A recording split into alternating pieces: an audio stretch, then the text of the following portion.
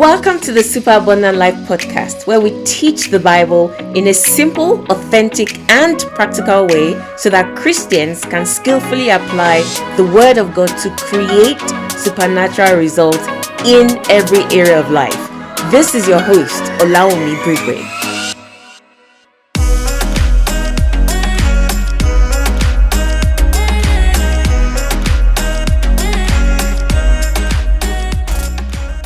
So today I'm going to be talking about stress, but not any kind of stress, parenting stress. Now, it is almost normal for people to view stress that relates to parenting as part of life, as something you just need to deal with. As in, yes, of course, I'm going to be always stressed about my children. I will stress about what they're getting up to when they're not at home, when they're not with me. I will stress about their grades. I'll stress about their relationships as they get older. I will stress about whether they are pulling their weight at school or uni or college or university. I'll stress about the kind of relationships. Are they hanging around people that do drugs and all that? So someone might say, yes, stress is part of parenting. You signed up for it when you decided to have a child and you had a child.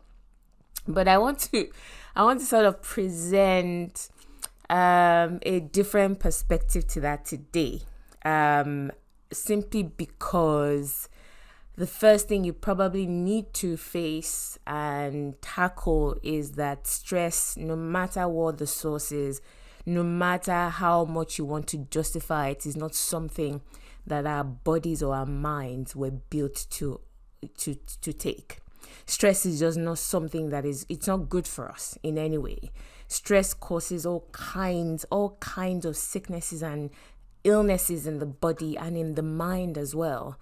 And this is I'm talking to you as somebody that would in the past literally think myself into a migraine, as in stress myself. And before you know it, my head is pounding and there's a migraine headache banging on my head and everything. So I'm not talking from the point of, why are you getting stressed, etc. I'm talking from the point of view of I have lived this, but then in my parenting journey, at some point I came to a point through I believe, I don't remember exactly now, my parenting journey is very, very fuzzy. I don't remember a lot of the details. But at some point in my parenting journey, I came to the realization that no, I don't want to walk in the steps of what I saw growing up or what is considered normal or typical. Maybe for a Yoruba woman or a Nigerian woman or whatever it is, that you must stress and shout, or just not completely be at peace where your children are concerned. And I began to see in the Word of God that it says, great shall be the peace of your children. I believe that's in Isaiah 54. God promised that great shall be the peace of your children. He said, I will teach them. So I began to see that if God is saying that He will be personally involved in raising my children, He's not just going to give me children and then just say, okay, bye. He's going to be involved. He's going to make sure that they have everything that they need for them to be established in peace. And that word peace is not just talking about peace of mind. It's talking about well-being, health, provision, prosperity, and all of that good stuff. So I came to a point where I just decided over a period of time that I don't want to even have this kind of relationship with my child where it's always stressful. I'm always stressing her, about this or about that, as in there's no relationship. So I began to, ask questions. I began to ask questions from God. I began to search the Word of God. I began to read books as to how I can correct the image that was inside me as to how the parenting journey needs to be. Okay, I decided I didn't want it to be a stressful one, because one of the core values of my life. So there are four core values that guide my life. And one of them is a stress-free life. I've decided, a long time ago that I don't like stress. So if there's something that is constantly being a source of stress to me that I've tried to resolve, if it's a relationship, a friendship, or whatever it is that is constantly bringing stress to my life, then I'm very quick to move away from it. I don't want stress, even in my thoughts. So if I find out that I'm thinking about something and it's causing me to become stressed, and very pensive, then I'm like, no, I'm not thinking about that again. I'll literally maybe go and find something to do to get that thought out of my mind. So I hate stress. So that's one of the reasons that led me eventually to the point where I decided that I'm not going to have a stressful parenting journey or relationship with my child and my children. And because I made that decision with the help of God, I was able to now gradually, of course, it didn't take a day. It took a while, probably even years to get it right? And of course, it doesn't mean that even now I don't get stressed. Of course I do. But now that I know what to do to get out of stress mode and get into peace mode, I'm able to apply it. So I would say most of the time, if let's say 100% is the whole of my parenting journey nowadays, most of it, probably 70 to 90%, I'm at peace. I'm not stressed about my children. We went through 11 plus. I was not stressed, as in not a single day in particular. Because I know people talk about 11 plus, the stress, people losing their hair and everything. Not a single day of stress, simply because I saw ahead and we decided to start really early. We started when my son was, what year was he in? Year 3 or something like that. And we just basically put a routine in place where he was doing, I think, an hour of 11 plus kind of work every evening. And we just basically progressed from there. That by the time the exam came round, he was just doing past questions, because I don't like stress. Do you understand? Because I don't like stress. So I found a way to put certain things in place that will prevent stress in my parenting journey. And that is what I want to share with you today. I'm going to share with you some of the things that I've learned over time that are the things that stir up stress, right?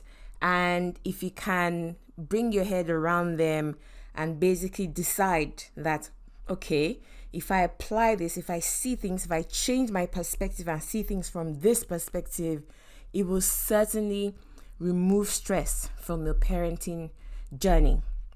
All right, so are you ready? So that's what I'm going to do today. I think today is going to be a short one. All right, so the first lesson that I learned that helped me remove stress from my parenting is, number one, make peace with imperfection.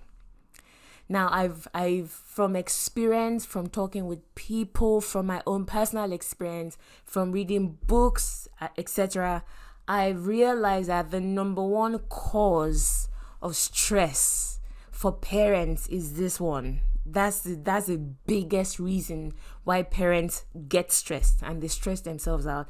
And it is because they are viewing the imperfection of their children and they want perfection now. Now, the truth is actually that the idea of perfection doesn't even exist. There's no such thing as perfection. There's no such thing as the perfect child. It's an illusion. You never get there. Perfection as a place or as a destination does not exist because we keep growing. The Bible talks about where we grow from faith to faith, from glory to glory, right? From strength to strength. So that's what we're supposed to aim for, right? So perfection as a destination, as a thing, is an illusion that doesn't exist. But how do we now get to the point where we're expecting perfection from our children? There are two main sources of that idea. So the way this idea of perfection comes into our minds and infiltrates our value system, there are two sources. The first source is societal standards. So, for example, someone might say, a child should be walking by, I don't know, 12 months. That the child should be walking by 12 months. and your own child is 13 months, like, hey, Jesus, he has turned to all-night prayer vigil, that the child is not walking. We must do 3 days fast. Do you understand? As in, the child is not walking. The child is not walking. And people that are around you are not helping. I say, he's not walking yet.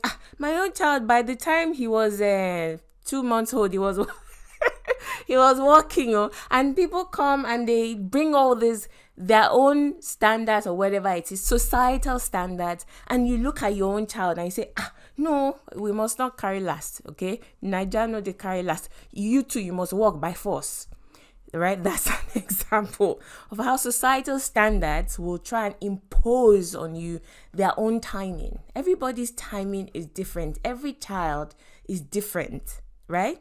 The second way the idea of perfection comes into our own lives is through personal experiences. Now, when I say personal experiences, it's actually possible for you to look into your own past, and as a result of some of the things that you faced as a child, or that you, maybe something that you saw maybe a sibling face or go through, you're like, it must never happen to my own child. And so because of that, you are working with that negative subconscious. Let me give you an example.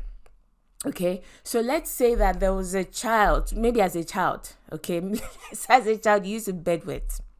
All right, I'm thinking of an example now. Let's say you used to bedwet, and there was a time when, as a result of you bedwetting, you got really, embarrassed by someone. Someone said something. Maybe an auntie came and visited you and said, how old are you? Something like that. And they said something that really entered, that really knocked, that's esteem, that's self-esteem and self-worth, and really knocked you. It might even have been your father, your mother that made a statement, all right? That's, look at your mates or whatever it is. So as a result of that, almost traumatic, and remember, as a child, something that adults will laugh off and say, what's wrong with you? Why can't you? I was only joking.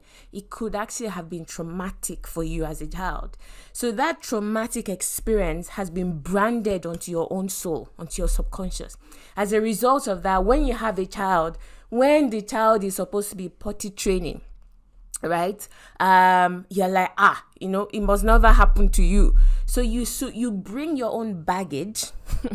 You bring your own baggage from the experiences, the negative experiences that you had or that you observed other people have. And as a result of that, it causes stress in your relationship with your child, not understanding that this is now a new situation. It's not the same. Your child is not you. Yes, you are the mother or the father of that child, but they are not you. They have their own separate destiny apportioned by God. Okay? So those are the two ways that the idea of perfection actually gets into our heart, and we start to strive for something that doesn't exist. And as a result of that, it causes a lot of stress. So first thing you must do if you want to have a stress-free parenting journey is you must make your peace with imperfection. And I'm not just talking about imperfection as a rule, as in generally. I'm talking about imperfection in stages. So for example, your child is 2 years old and you go and read up all the books and all the blogs, and they say by age 2, this child should be doing X, Y, Z, da, da, da, da. And then you look at your child is 23 months, almost 2, and there are like 2 or 3 things that you can't take off on the list yet, and you begin to stress. You begin to stress that in 1 month, this child, you must do these things that they say you should be able to do by age 2. That creates stress. Now, what I'm saying to make peace with is not to say to now not help that child develop, maybe it's a skill or whatever it is. All right, so I gave the example of a child that's not yet walking. He's now not to say, I don't care whether you walk or not. Of course not. That's silly. But what I'm saying is, in that moment, you need to first of all bring your head around to the fact that there is nothing wrong with my child. He's on his way to walking. Do you understand? So he's on his way to walking, and you have to actively guard that thought. Because people will come up to you and say, he's not walking yet. Do you understand? They will come up to you your people that love you, your parents, will say, he's not working yet. They will come, they will make comments, not because they are being malicious, but because they are concerned. So you have to sort of build a wall around you and around your mind. Make peace with it. Establish your heart in God and say that, yes, this boy is not walking yet, but he has the rest of his life to walk. He will walk. Do you understand? He will walk. He's getting there.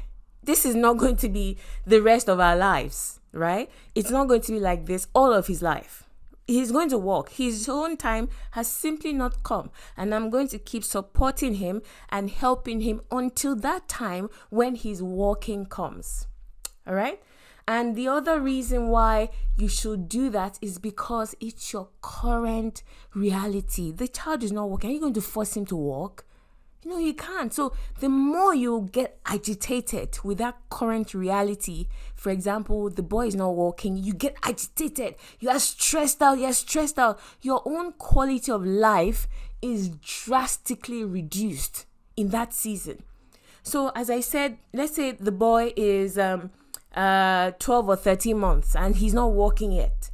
And fast forward, the boy ends up walking when he's 16 months. All right. So there's a gap of about 5 months where your quality of life is significantly reduced, right? The stressing did not contribute to the boy walking. I guarantee. In fact, it may have even impeded that from happening. It may have delayed it because when you are stressed, you make irrational decisions. Right? So number one, your quality of life is drastically reduced. You have no peace for those 5 months that the boy must walk. Hey, he must walk. So you can't enjoy your life, number one. And then the other thing is, because he's going to get there anyway, you have to sort of cast your mind forward and say, he will walk. Once he gets there and he's walking, as in you forget everything else. Do you understand? In fact, because he's now running around the house, you now create another stress for yourself. No, you have to stay here. Don't go there. No. Do you see what I mean? So you could have enjoyed your life during those months that he wasn't walking, established in God and in the promise of God that says, great shall be the peace, the well-being, the health of your children, and then just did whatever you knew to do to help him walk. You could have enjoyed your life in that season. Okay, so make peace with imperfection. So imperfection at developmental stages. When the world says the child should be doing this by now, if your child is not doing it yet, make peace with that imperfection, trust in God and enjoy your life and support the child to the point where they're doing exactly what they're supposed to be doing. Okay? The child is not talking yet. Make peace with it. He will talk. She will talk. But stressing over it, right? I mean, let me even say this. I've had so many stories. I've read some. I don't know all of them personally. Maybe I've read some on the internet. I know some personally, where the child didn't talk until the child was 3 or 4 or 5. And then later they'll now say, this child won't even keep quiet. This child is talking too much. So all of that period, once it happens, do you understand? All the stress, you're like, okay, but we were heading here anyway. I could have actually gone through this journey stress-free. I hope I'm communicating what I really am trying to say. I could have gone through this journey stress-free because the stress is not the action that you're taking. So if a child is not talking yet, then we research what exactly are we supposed to do to help the child. We put those things in place. The stress is not helping this process. It's two separate things. In fact, you can stress to the point where you now become paralyzed and you do nothing. You're not able to help the child. So if you think about, okay, so we were going to get here anyway. So why was I so depressed and so stressed during that time when it was quote unquote imperfect? Okay, so that's the biggest source of stress for parents. Biggest source of stress. I heard Joel Osteen say something, I think a parent, a mother came came to him and he was in tears and he was almost pulling her hair out. He was like, I just can't, I'm just so worried.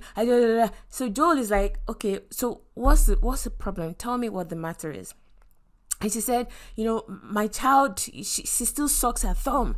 She still sucks her thumb. I just don't understand it. I just feel, I can just see in the future, how this is going to affect her life and could ruin her life, etc. So Joel is like, okay, so how old is this child? And she said, the child is 16 months or something like that.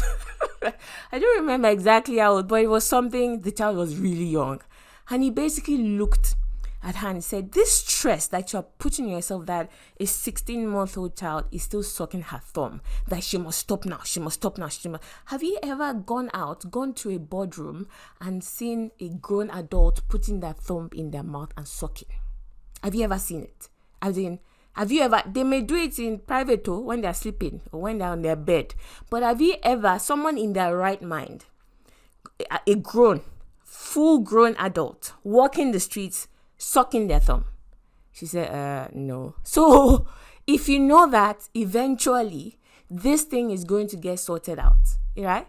So what are you stressing yourself about? You're just, diminishing the quality of your own life for something that eventually will not matter, for something that will eventually get resolved. Rather than stress, what you need to think about is, what are the practical ways that I can help and support this child to overcome this? So first one, make peace with imperfection. Perfection does not exist. And be wary of people that will come and keep brandishing their own perfect children in front of your eyes. They're lying. I'm telling you that they're lying. If you know the kind of people that I'm talking about. They always come. They always have perfect stories about their children. Oh, my child is this. Oh, It's just that. They're lying, because there's no child that's perfect. There's no human being that is perfect. So if you go and follow them and say, my child must be like that, you're just inviting more stress into your own life. Okay. So the second strategy to get rid of stress from your parenting journey is stir up your compassion. Stir up your compassion. Now, it is fact that you are more likely to show compassion to strangers than you are to yourself or your loved ones. That's fact. That is fact. So you see somebody doing something, you're more likely to show compassion to them. All right. Haven't you noticed that if a child is misbehaving or something like that, and the mother is there, I'm not talking about judging now. I'm not talking about judging, but the mother is there, and the mother, wants to sort of smack the child or whatever it is, or is disciplining the child, and you think, that's a bit harsh. What did the child do now?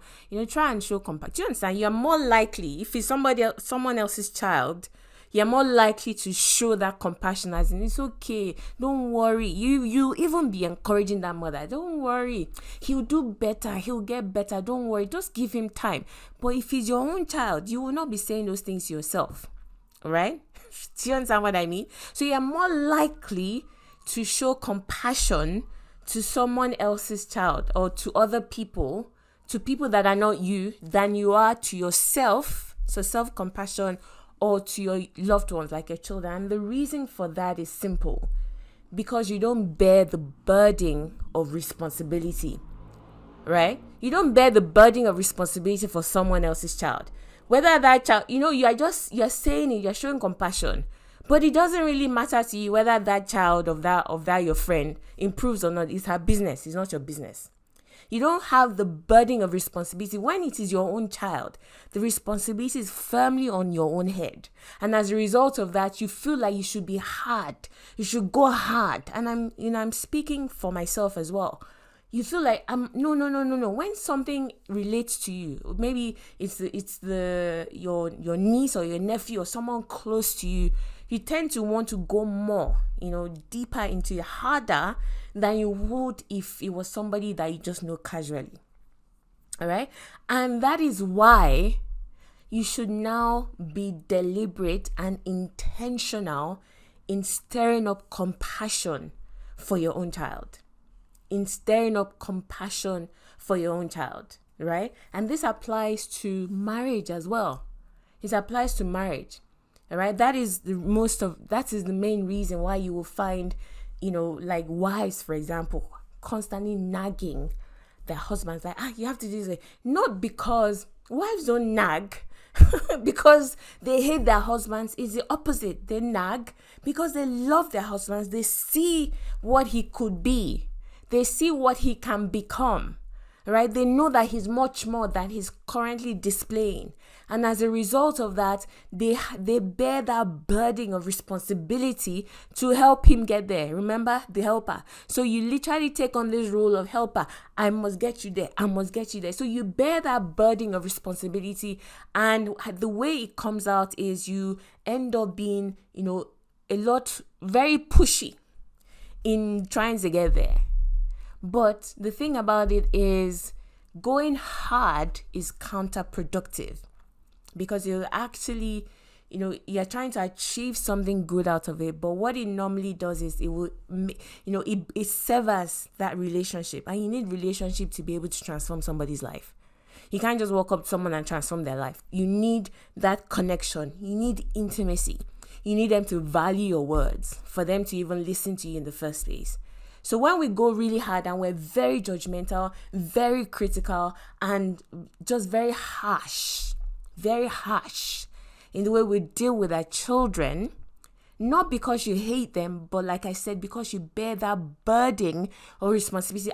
My children must not, become layabouts or something like that. They must succeed. They must succeed in life. So you bear that burden of responsibility, and as a result of that, you go quite hard. But it's counterproductive because it pushes that person away. It pushes them away, right? So stir up your compassion deliberately and say that if this was someone else's child, how would I have reacted? That's a good question to ask yourself. If you were in a public place, right? Just try and think back or observe what I'm saying. In a public place and you see a child running and the child falls down, the mother will come running and say, why did you? I told you not to run. Look at all the other parents or moms that are there. They're trying to pick up the child and say, are you okay? Right? They're trying to help the child. But the mother who bears that burden of responsibility starts to tell of the child, because I must teach this child a lesson. Don't run again. I don't want you to fall. Do you understand? But what should have been the reaction? It is the same compassion that you would have given to someone else's child. That's the same compassion you should give to your own child. Right? The lesson can still come, but it should be surrounded with compassion. So that's a good way. That's a question that I continually ask myself, because I've said this on the podcast so many times. I'm the kind of person that I'm a visionary. So I see, I'm able to see into the future. I'm able to see, what somebody can be. So as a result of that, I tend to sort of push in that direction. So I keep reminding myself, if this was someone else's child, right, how would I have responded if they had made this mistake? And I would try and superimpose that upon myself. You say, let me respond with compassion first. And then within that compassion, I can then teach the lesson. So that's the second one. The third one is seek first to understand. Seek first to understand. And this is one of the 7 habits of highly effective people in Stephen Covey's book. Seek first to understand. Now, what does that mean as it relates to parenting? Now, let me paint you a picture. Let's say you travel abroad, you go on holiday with your family to a country where you don't speak the language, and you guys are walking around, or maybe it's just you're walking around and you're a bit lost. You don't know where you are, your phone is dead, you can't use Google Maps to get back to your hotel. And so you walk up to the first stranger you see, right? That looks friendly enough, someone that looks like, they live there in that country and they look friendly, and you walk up to them. and you start to, try to speak to them. So you're speaking English because let's say you go to Italy. So you can't speak Italian, but, now let me use a better example. I actually read a post. A friend of mine was recounting her time in China. And, from what she said, because in Italy, I think most of them will at least speak some English. So let's say you go to China and they don't understand it. Most of them don't speak English. So you walk up to this nice looking Chinese lady, and you're trying to get back to your hotel or whatever it is, right? And obviously she can't understand you. You can't understand her. Do you know what you would tend to want to do? Have you watched like movies where the person is trying to explain something, so they start off by speaking, right? Can you help me get back to my hotel? I'm a bit lost. And the person like, I don't understand, gesturing like I don't understand what you're saying. So the person will begin to enunciate more. Can you help me get back to my hotel? So they start to enunciate, emphasizing every syllable in every word as if that will help the person understand. Then they'll start gesturing, like, trying to use their hands and trying to gesture and all that. The more they try to do it, the higher their voice would be raised, and the more confused the person would be. So having painted you that picture, now I'm going to bring it back now and relate it to parenting. Your child is a child. I know that sounds simple, but let me repeat that. Your child is a child, no matter what age they are. So your toddler is a toddler. Thinks like a toddler. Your primary school age child is a primary school age. Thinks like that. Your teenager is a teenager and thinks like a teenager. Do you understand? So I want you to think about it this way. You are a full-fledged adult with, God knows, depending on how old you are, let's say you are 35, with 35 years of life experience.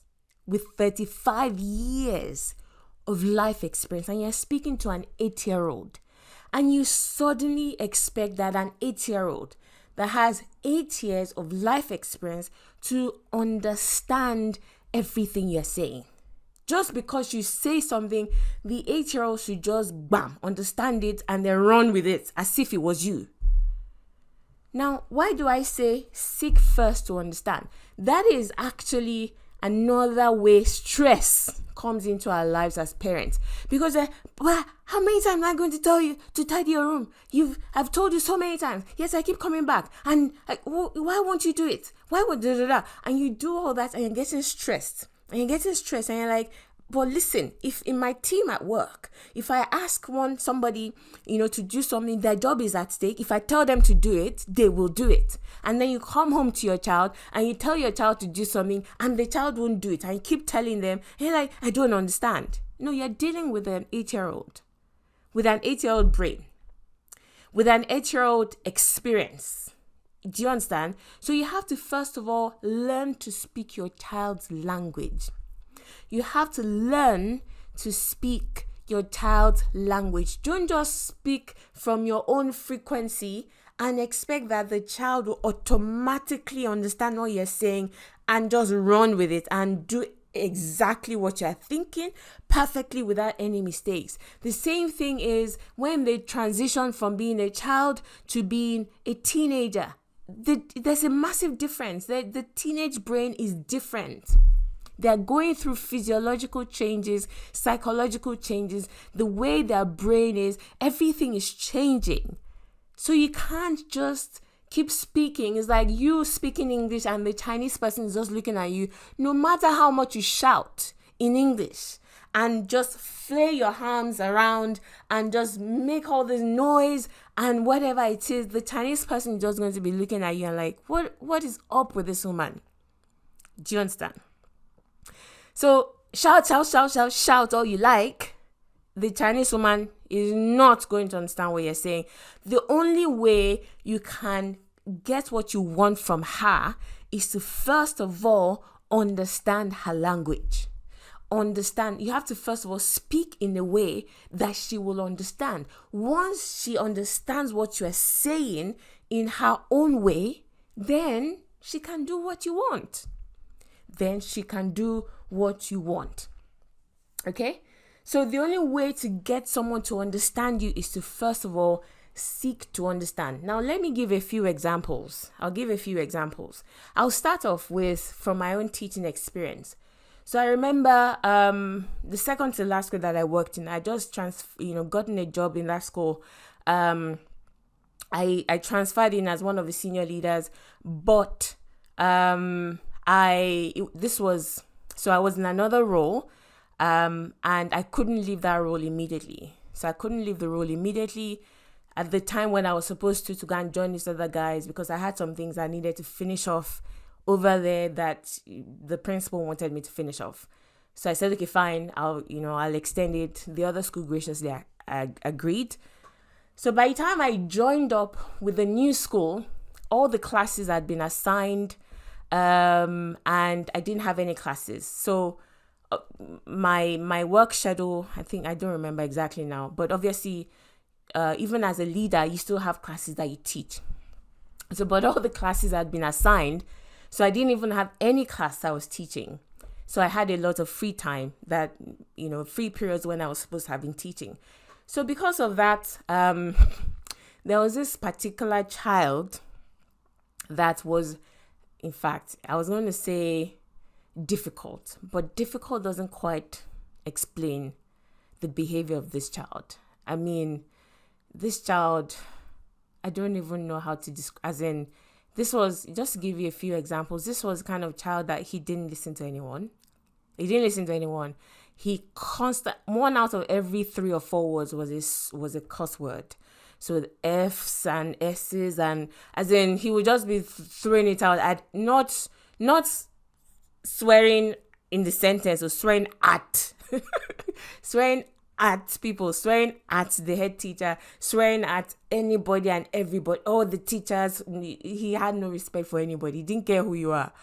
So it was very difficult. Wouldn't stay, would constantly, just get up and walk out and do that kind of thing. And they'll not be chasing him around the school because obviously health and safety. So, as if you guessed now, they now said, okay, because you're a senior leader, you've come to the school, you're now part of us, you're a senior leader, but you don't have any classes. We can't entrust this, you have a lot of experience, we can't entrust this boy to someone else. We need somebody that has your experience. And because you don't yet have any classes you're teaching, we want you to just spend some time with this child. And he at that point, I think it was probably 11 or 12. He was very young. It wasn't a... So anyway, so I'm like, oh my God, what have I gotten myself into? So it wasn't like all day, every day, because obviously I had other work to do, right? I had loads of meetings and whatever. But I think it was like a period, 1 or 2 periods a day. I was supposed to just me and this boy alone, just to teach him and to make sure that he doesn't, walk off or whatever it is. So I said, this one is one for prayer. So I went to God and I said, you have to help me with this one. Number 1, I'm already stressed thinking about this. This boy that is so difficult that he would just take one look at you and just start abusing you from head to toe. It was that kind of boy. He just started swearing at you. He despised authority. So I went praying. I don't joke with something like that. I'm not going to now every day of my working week, I'll now be subjected to some boy that will be abusing me, and because we're in England, I can't even smack him. Just that I just had to take it. I said, no, I'm not taking it. So I wanted to pray. I said, God, you have to help me with this one. I need help. And I don't remember all the details, but God gave me a word. I prayed it through until I knew that it is done, it is settled. So there was a strategy that came out of that time of prayer. God just said, walk in his shoes. He said, walk in his shoes. I knew that I was going in to walk in his shoes. I was not going to go in guns blazing. Like, you must do what I say, right? There are times when you do that and the child will fall in line, but I knew that strategy was not going to work. in this situation. So the first thing I noticed that, my first session with him, we sat down, and the first thing was when he saw me walking, he just, the first sign that I knew that, okay, God had taken control of that situation was there was a hint of a smile on his face. I knew that, oh, praise God. Because before, his face would get twisted into a sneer, an angry, do you understand? Visibly twisted. So there was a hint of a smile. So I sat down and I just started talking. I didn't go, to say I'm going to go and teach him maths. You must learn this. I've completed this work. No. I just started to talk to him. And as I talked to him, so day in, day out, I just would have conversations with him. I didn't judge him.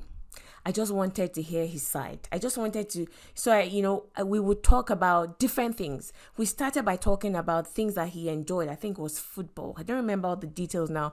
I think it was football. So we would talk about football and we would talk about different things. And he began to open up to me. And I began to realize, so he started to talk about his home, his parents, etc. I began to realize that this boy was actually the one that the whole school was afraid of, as in it was that bad. Even the head was afraid, as in nobody knew what to do with him. His behavior was that bad. This boy that even I, at first, was afraid of, I began to, my perspective changed. I said that, he's only a boy. He's only a little child. He's only a vulnerable child that needs protection.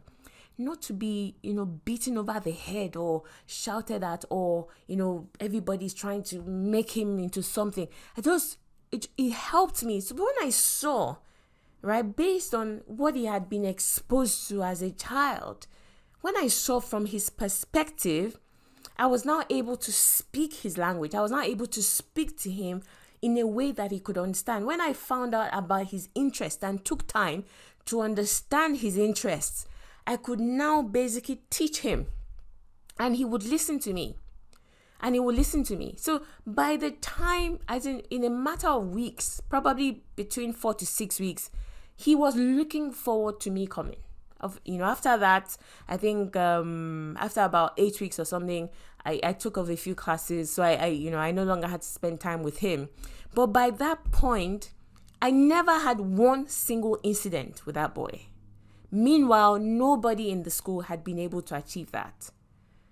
Nobody in school had been able to achieve that, because even me, when they told me, I was like, spend.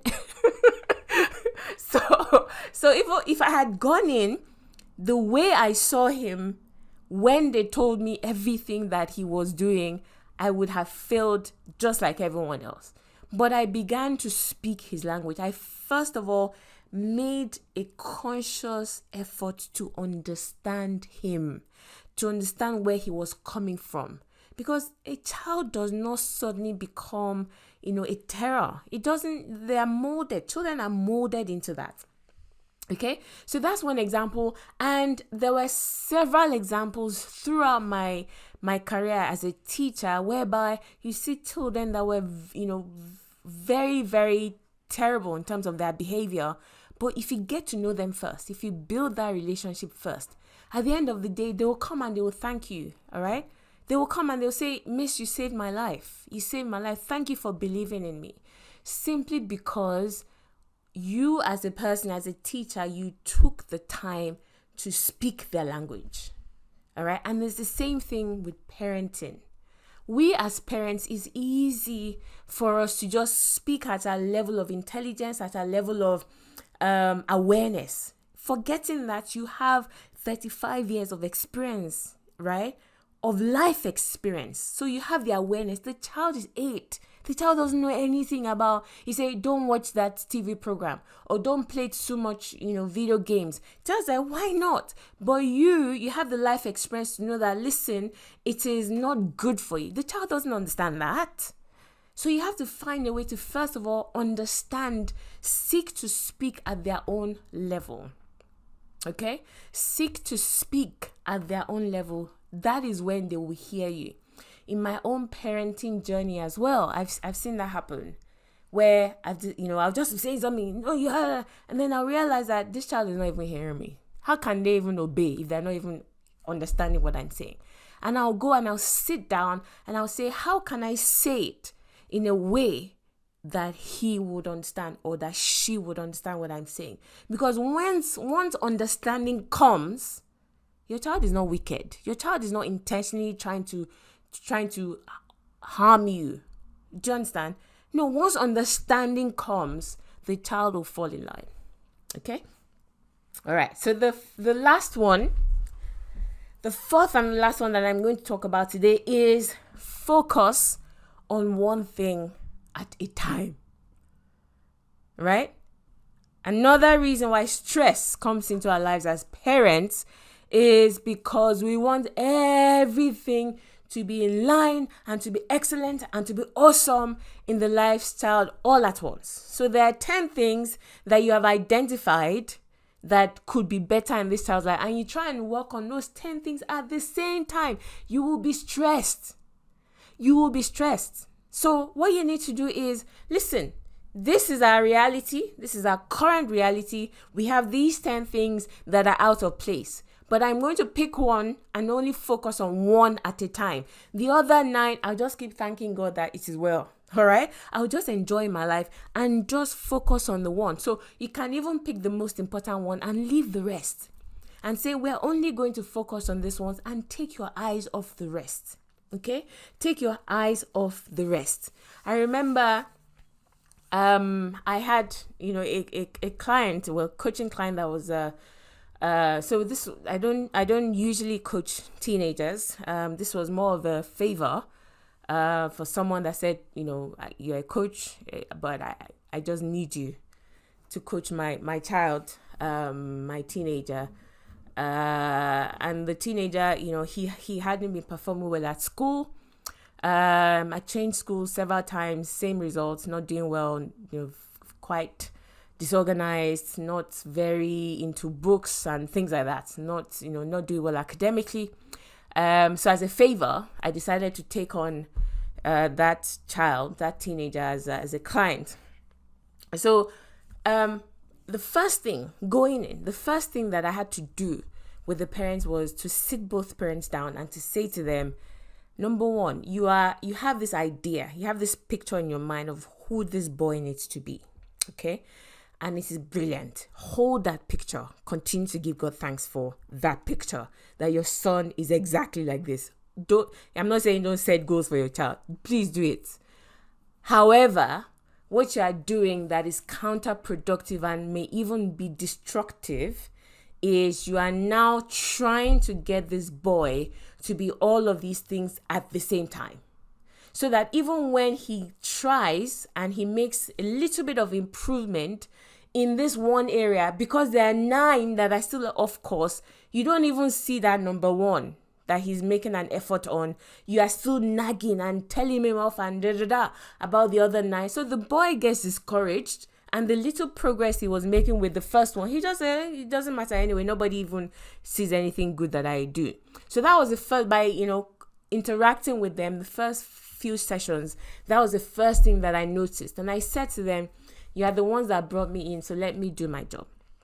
Okay, this is what we're going to do. So we created a plan. I said, this is what you want for your son. And I agree with you, okay? But we're going to space it out. So we created a plan and we took one thing at a time. So one of the first things we did was something as simple that would get, that was a quick win. So like week 1, basically, what I agreed and told the boy was no clothes on the floor. As in something as simple as that. No clothes on the floor. Every single day when you're going to bed, just put your clothes away, because of course the room before looked like a bomb. A bomb had been, let go in the room, and the place just looked completely scattered. So we said the first thing in the steps to getting you organized and getting you to do well in school, the first thing is no clothes on the floor. And we created a tracker. And do you know that this boy, he followed it to the letter? As in, he would take pictures and send me pictures. Do you understand? As in, oh, look, my room. And every time, and what I did was, listen, I told the parents, don't encourage him. Don't focus on, okay, yeah, no clothes on the floor, but you can't even close the bathroom door, but you're not even studying, exam is coming, but this, you're watching too much TV, you're playing. I said, if you keep harping on about those other things, he will be discouraged and he will not even try. You will literally suck the strength out of him.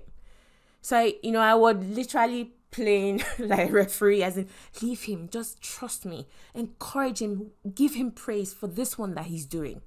And eventually, they came around to what I was saying and just basically heaped praise on him.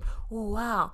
That led, as in step by step, to the point that this boy was literally creating his own study timetable. Do you understand? He took ownership of his own schoolwork. He took responsibility for so many things. And at the end of 6 months, he was a new person. Simply because of this strategy that I'm teaching you. As a parent, and it's actually easier for me to do as a coach, that's the truth, than with my own children. Because you're a parent, and as I said in strategy 2, you bear the burden of responsibility, and so you want everything to be perfect with your child. You don't want any disadvantage in their life. Do you understand? But you have to sort of rein yourself in. You have to rein yourself in and say one thing at a time. And if anything else is out of place, just focus on that one thing. If the child is doing it, praise them for it. Praise them for it. It is probably out of the 4 the most difficult to do as a parent. And I admit to that. I own up to that. It's very difficult to do, right? It's very difficult to do. But I guarantee you that it's the law of momentum. It's a law of momentum. If one thing is going right, is going well with that child, simply, something as simple as that boy that was tidying up his room, basically no clothes on the floor, just make sure you hang all your clothes up by the end of the night, every night. The confidence and the validation that comes from his parents, it actually multiplies. It multiplies, that he's able to now say, okay, my parents believe in me, they're praising me, now I can do other things. It's counterproductive, but it's the truth. It's the truth, and it works. It works. Okay? So I hope that helped you. It's an ongoing thing. I'm not coming here to say that, my own parenting journey is 100% stress-free. Like I said, it is about 70 to 90% stress-free. 70 to 90% stress-free. And when I find myself getting stressed, I also know what to do to get out of the stress mode, because stress is not good for you. All right. I know that our parents have taught us, and their parents taught them, that you must stress over your child. If you're not stressed, that means you don't care. It's not true. It's not true. All right. It's not true, because God said, cast your care upon me because I care for you. Okay, so if I'm worrying and stressing over something, I'm basically saying I don't trust in God. And that's just the truth. Okay, so we should get to the point where we can be free of stress in our parenting journey and just enjoy our children. That's me done, and I will be back. Thank you. Bye.